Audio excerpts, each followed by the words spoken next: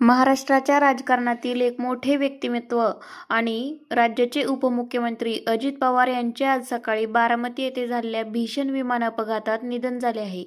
या अपघातात विमानातील अन्य काही जणांचाही मृत्यू झाला असल्याची प्राथमिक माहिती समोर येत आहे.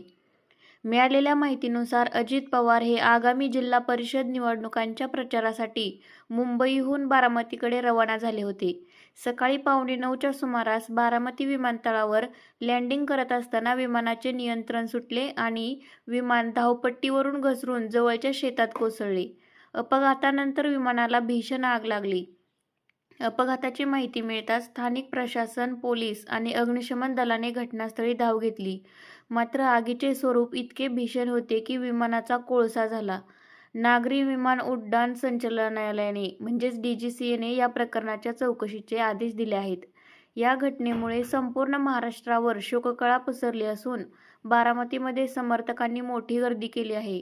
मुख्यमंत्री आणि इतर मंत्र्यांनी या घटनेबद्दल तीव्र दुःख व्यक्त केले आहे.